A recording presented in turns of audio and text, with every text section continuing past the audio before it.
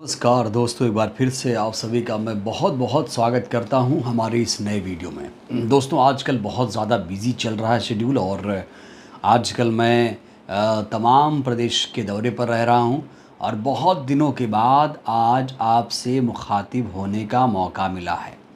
दोस्तों, हरियाणा विधानसभा चुनाव चल रहा है जिसमें तमाम पार्टियां ज़ोर आजमाइश कर रही हैं। उधर बीएसपी के बारे में खबर ये है कि बीएसपी ने अब महाराष्ट्र को लेकर अपनी जो तैयारी है वो तेज़ कर दी है। साथ ही साथ दिल्ली संगठन को मजबूत किया जा रहा है। इसके अलावा झारखंड और जम्मू कश्मीर में भी बसपा चुनाव लड़ने की ज़बरदस्त तरीके से तैयारी कर रही है। दोस्तों, आप सब उम्मीद करता हूँ अच्छे से होंगे। आज हम बात करने वाले हैं उदित राज की। दोस्तों, उदित राज को आप सब जानते होंगे। दोस्तों, पिछले दिनों क्या हुआ कि मायावती जी ने राहुल गांधी जी को लेकर एक बहुत बड़ा बयान दिया।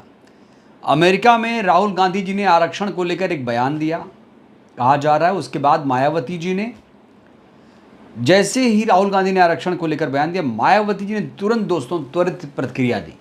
और जैसे ही राहुल गांधी को लेकर मायावती जी ने प्रतिक्रिया दी, बुरा लग गया उदित राज जी को। क्या कहा है उदित राज जी ने दोस्तों, मैं आपको बताऊंगा। साथ ही साथ उदित राज के मन में क्या चल रहा है, कैसे उनके दिन चल रहे हैं, आज दोस्तों हम विस्तार से बातचीत करेंगे। लेकिन सबसे पहले हम आपको बताना चाहेंगे कि राहुल गांधी को लेकर मायावती जी ने आखिर कहा क्या था, जिसके बाद उदित राज जी को बहुत ज़्यादा बुरा लग गया। इसके बाद दोस्तों उन्होंने एक वीडियो भी जारी किया, 2 ट्वीट्स भी किए हैं। लेकिन सबसे पहले दोस्तों हम मामले को समझाने के लिए सीधे तौर पर आपको हम मायावती जी के ट्वीट से रूबरू कराना चाहते हैं, क्योंकि दोस्तों मायावती जी के ट्वीट से ही ये बात आपको अच्छे तरीके से समझ में आएगी। मायावती जी ने ये ट्वीट एक दिन पहले किया था। क्या कहा था देखिए, केंद्र में काफ़ी लंबे समय तक सत्ता में रहते हुए कांग्रेस पार्टी की सरकार ने ओबीसी आरक्षण को लागू नहीं किया और ना ही देश में जातीय जनगणना कराने वाली ये पार्टी अब इसकी आड़ में सत्ता में आने के सपने देख रही है। इनके इस नाटक से सचेत रहें जो आगे कभी भी जातीय जनगणना नहीं करा पाएगी। आगे कह रही हैं कि अब कांग्रेस पार्टी के सर्वे सरबार राहुल गांधी जी के इस नाटक से भी सतर्क रहें, जिसमें उन्होंने विदेश में ये कहा कि भारत जब बेहतर स्थिति में होगा तो हम SC ST OBC का आरक्षण खत्म कर देंगे। इससे स्पष्ट है कि कांग्रेस वर्षों से इनके आरक्षण को खत्म करने के षड्यंत्र में लगी है। इसके बाद दोस्तों मायावती जी कहती हैं कि इन वर्गों के लोग कांग्रेसी नेता राहुल गांधी के दिए गए इस घातक बयान से सावधान रहें, क्योंकि ये पार्टी केंद्र की सत्ता में आते ही अपने इस बयान की आड़ में इनका आरक्षण ज़रूर खत्म कर देगी। ये लोग संविधान और आरक्षण बचाने का नाटक करने वाली इस पार्टी में से ज़रूर सजग रहें। दोस्तों आगे क्या लिखा है देखिए, जबकि सच्चाई में कांग्रेस शुरू से ही आरक्षण विरोधी सोच की रही है। केंद्र में रही इनकी सरकार में जब इनका आरक्षण का कोटा पूरा नहीं किया गया, तब इस पार्टी से इनको इंसाफ ना मिलने की वजह से बाबा साहेब भीमराव अंबेडकर ने कानून मंत्री पद से इस्तीफा दे दिया। लोग सावधान रहें। कुल मिलाकर क्या कंक्लूजन कर रही मायावती जी देखिए, कह रही जब तक देश में जातिवाद जड़ से खत्म नहीं हो जाता तब तक भारत की स्थिति अपेक्षाकृत बेहतर होने के बावजूद भी इन वर्गों की सामाजिक, आर्थिक और शैक्षणिक हालात बेहतर होने वाली नहीं। अतः जातिवाद के समूल नष्ट होने तक आरक्षण की सही वैधानिक व्यवस्था जारी रहना ज़रूरी है। दोस्तों आपको बता दूं कि राहुल गांधी को लेकर जब ये मायावती जी ने ट्वीट किया, उसके बाद राहुल जी ने तुरंत इस पर सफाई दी। उन्होंने कहा भाई मेरे बयान को तोड़ मरोड़ के पेश किया गया है। ये दोस्तों राहुल गांधी ने तुरंत बयान जारी करके कहा है।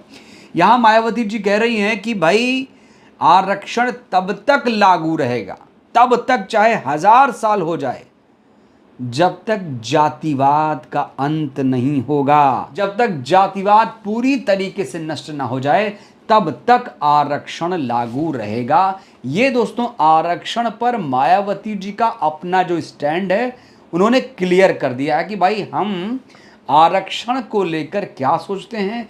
ये दोस्तों मायावती जी ने यहाँ पर क्लियर कर दिया। अब मायावती जी ने चूंकि राहुल गांधी जी के बयान को कोट किया कि राहुल गांधी जी आरक्षण खत्म करना चाहते हैं, इसलिए दोस्तों उदित राज जी को ये बात बहुत ज़्यादा बुरी लग गई। उसके बाद उन्होंने दोस्तों 11 सितंबर की तारीख को एक ट्वीट कर दिया। ट्वीट देखिए क्या लिखा है इन्होंने। राहुल गांधी जी अमेरिका से बीजेपी और संघ पर चोट करते हैं और दर्द मायावती जी को हो रहा है, दोस्तों इसी को लेकर जो बहुजन पत्रकार हैं सैयद कासिम, उन्होंने क्या लिखा है देखिए। जिसे राज्यसभा जाने का आसान रास्ता समझ रहे हो वो मुश्किल होता जाएगा। सरकारी अधिकारी बनकर रहना और राजनीति की समझ आ जाना अलग विषय है।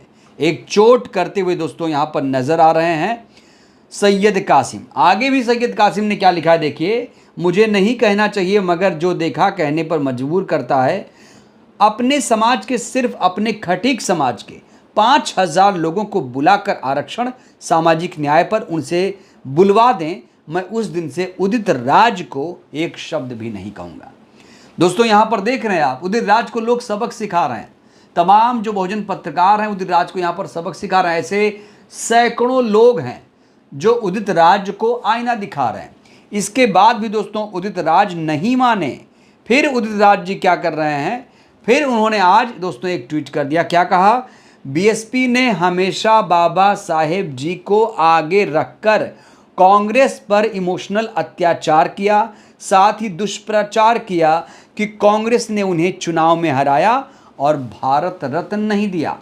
ये दोस्तों अभी अभी का लेटेस्ट बयान है उदित राज जी का। उदित राज जी कहते हैं कि कांग्रेस ने कभी भी बाबा साहेब को धोखा नहीं दिया और बाबा साहेब का हमेशा सम्मान किया कांग्रेस पार्टी ने। दोस्तों उदित राज ने इसको लेकर एक वीडियो भी जारी किया। मैं चाहता हूं कि उदित राज का वो वीडियो आप लोग भी देखिए, जिससे पता चले कि उदित राज जी आजकल सोच क्या रहे हैं, क्या वो समझाने की कोशिश कर रहे हैं। दोस्तों मैं चाहता हूं आप लोग वीडियो जरूर देखिए। वीडियो देखिए आप। शुरू से ही बहुजन समाज पार्टी ने जमीन तैयार की कांग्रेस की आलोचना करके। उसका कोई अपना मटेरियल और भौतिक आधार नहीं रहा। कभी पर्दाफाश रैली तो कभी सत्ता प्राप्त रैली, कभी थू रैली। ये सब भावनात्मक बातें रही और हमेशा डॉक्टर अंबेडकर को आगे रखा और इमोशनल अत्याचार कांग्रेस के ऊपर करती रही। सुना आपने दोस्तों, कह रहे हैं कि जो बीएसपी है वो कांग्रेस पार्टी पर हमेशा इमोशनल अत्याचार करती रही है। कभी भी बीएसपी ने आक्रामक होकर बीजेपी के खिलाफ नहीं बोला। जब भी बोला राहुल गांधी के खिलाफ बोला, कांग्रेस पार्टी के खिलाफ बोला, लेकिन जहां बोलना चाहिए आक्रामक होकर, जिसके खिलाफ बोलना चाहिए उसके खिलाफ नहीं बोला। दोस्तों यहां उदित राज जी ये कह रहे हैं कि जो बीएसपी है वो सिर्फ और सिर्फ कांग्रेस का विरोध करती है, भाजपा का विरोध नहीं करती है। ये इस वीडियो में कहने की कोशिश कर रहे हैं।